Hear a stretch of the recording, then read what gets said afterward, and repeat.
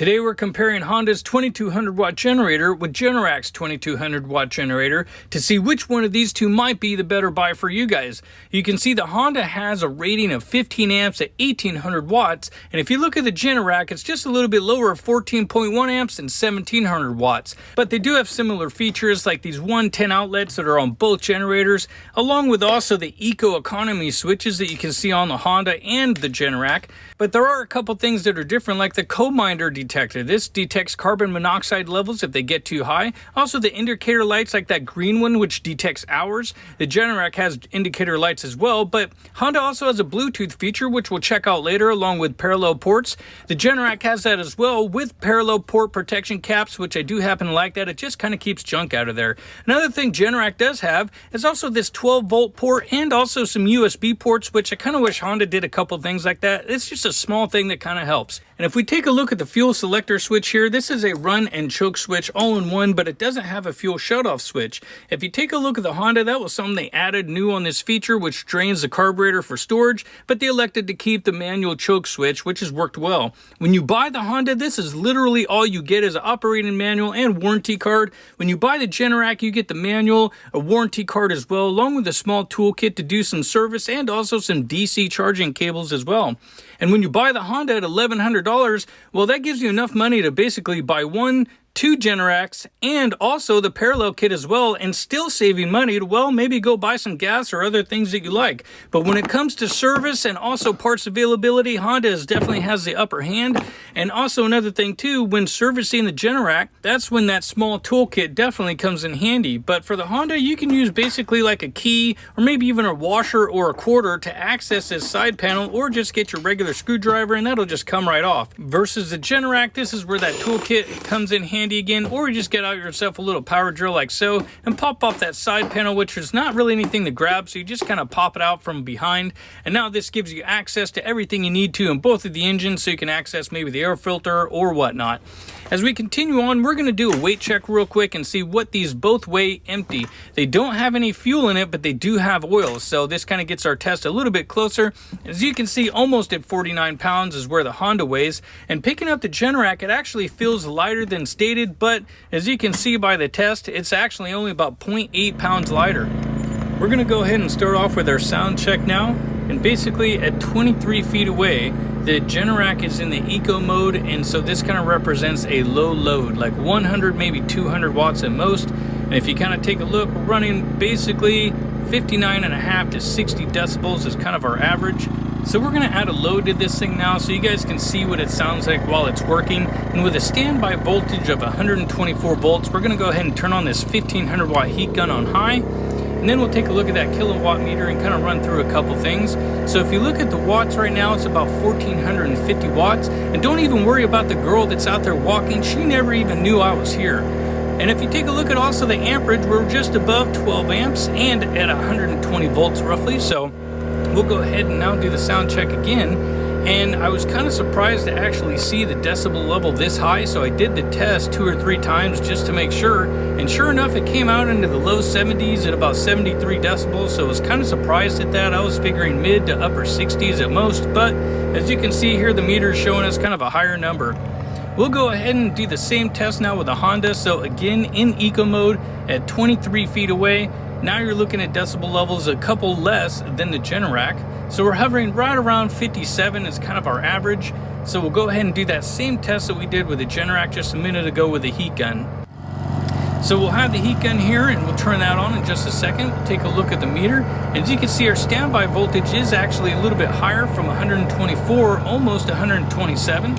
So now we turn on the heat gun to 1500 watts and we'll go ahead and take a look at the meter real quick and see what that says. And so if you take a look at our watt rating here in just a second, we'll flip that. Look at the wattage. It's actually putting out 1500 watts almost exactly, maybe 5 less, but that's actually pretty good, showing you that it's actually more efficient at putting out correct power. And if you take a look at the voltage as well, it's at almost 122 versus 120, and also the amperage is higher as well. So we'll go ahead and do that sound check again. And now you can see that there is quite a bit of difference between the Generac and the Honda. And this is where the Honda really does shine. Even though this thing is working at about 80-85% power, you can see the decibel levels are, 10 less or more than the Generac was, which is actually pretty significant. Not that the Generac sounded bad, but just something to note. And so now the Honda doesn't have a load on it, but the eco mode is off and the RPMs are actually a little higher. And the, numbers are basically about the same at 62, 63 decibels. But another thing I wanted to show you here, still at 23 feet away, we're going to add a couple elements such as like these rocks, also some gravel on the other side, along with grass in the middle, just to kind of show you. When this thing is in eco mode at 23 feet away, look how much less it is just by adding a few elements. So if you're out camping, there's some bushes, or you add a few things besides concrete, look how much quieter it really does get. So another cool feature the Honda does have is also the Bluetooth. So you download the Honda My Generator app, and after you get that all set up, you'll go ahead and go click on the home page, and that'll show you some cool features like this. So if you turn on the heat gun, you'll see that the load will actually come up on the meter here. And now you can see how much power you're actually using, along with what is your oil life, also how many engine hours you have. Not to mention, when you're done using your generator and you turn off everything, you can go ahead and shut it off remotely from the app. You can see there it'll just say press and hold for 1.5 seconds, and this will stop the engine of the generator. So we'll go ahead and do that. And now the generator shuts down, and before you click out of the app, it'll show you a couple things that you should do to your generator before you close out. So now we're going to go ahead and do a load test on the Honda first, and just so you guys can see, it's almost 100 degrees, about 99 there on that little meter. And these guys do have a max ambient operating temperature at 104 degrees. This is where almost all of them display, is about 104 before they start to really lose power. Okay, so we're going to go ahead and go into my test facility here. This is basically a 30 amp service travel trailer, and we're going to apply loads to it like this 350 watt heater. But since it's so hot, that's not going to come on, but I'll put a link in the description so you can check that out. If you don't like being cold, that thing is excellent for the bathroom. So if you notice on the power meter, you can see that there's actually a load, and it's charging the battery right now. So what we're going to do is we're going to go ahead and turn off the converter. That's what charges our battery. And now look at the meter. You can see it goes down to 0. This is going to make our testing more accurate, and so it saves a little power. You can see the battery is not being charged now, so that saves us a couple amps. So we're going to go over here to the AC unit. We're going to turn the fan on low only, and then we're going to come back and turn on the AC unit. So we'll let that guy fire up and run for about a minute so it can equalize, and then I'll go ahead and fast forward so we can get this test started here in just a second. Basically, this thing needs to run for a few seconds on low so it can kind of equalize power. Okay, and so now that I've let that run, this is a 15K AC unit, so you guys know that this is one of the bigger ones. So we'll go ahead, and the fan is on low, and we'll turn that AC switch to on. And so we'll let this guy kind of turn on and listen for the generator. And so there it goes. You can hear that thing really rev up, and then boom, away it went. So it was kind of surprised, being that it is so hot out.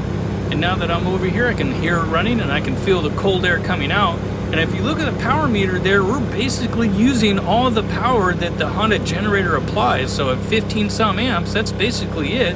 So we're going to go out here real quick and take a look, and you can hear the thing really running hard. We're also going to do a sound check again.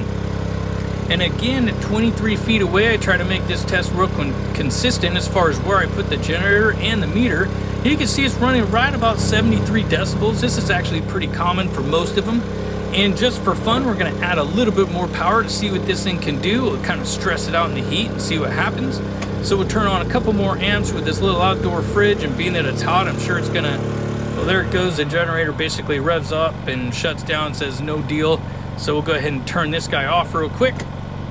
Then we'll go ahead and kind of close this door. We'll move on back over to the generators. And one thing with the Honda, it does have a bigger engine. The Generac has a 80cc engine, and you can find out all kinds of other specs like this at our sponsor at Generator Bible. If you guys haven't been here before, punch up generatorbible.com, where you can look at over 500 generators, including bestsellers, not to mention all the new products they have. Or if you know the brand you want, there's 26 to choose from. And then you can go ahead and check out generator sizing apps, or also along with certain filters to help you kind of narrow down your search. That way you can find the generator size that you want. And then once you find that, go ahead and click on that where they have price comparison tools. Or if you want to compare two generators side by side, you could put those together and then go ahead and compare them. And once you find the differences, then you can go ahead and make your purchase. So be sure to check out Generator Bible.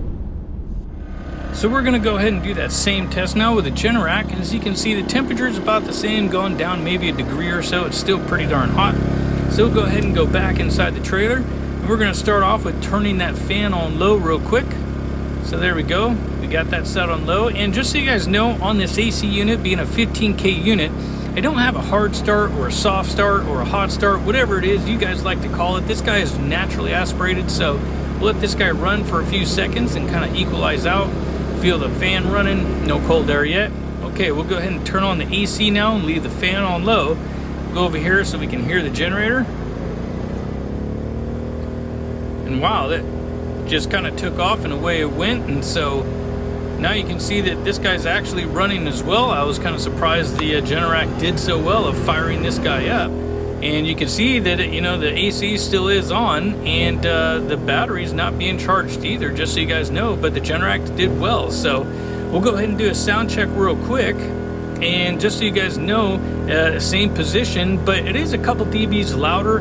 The tone is also a little bit different, so that also kind of changes things sometimes. But I want you to also note the meter. Look at the meter, and remember, this is only rated at like 14.1 amps. And as we look at the generator over here, you can see the overload light is starting to flicker. So I'm having a feeling this guy will probably shut off in the next minute or two. And basically with this guy running, the light's actually going on longer and longer. So I'm going to stand here. So I've been here for about 2 minutes now. It's still going, so we'll just kind of see. And after about 3 minutes now, well, there she goes. She finally shuts down. So now you guys have to decide, is the whole Generac package worth it to buy over the Honda? I hope you guys liked the video. Make sure you like and subscribe.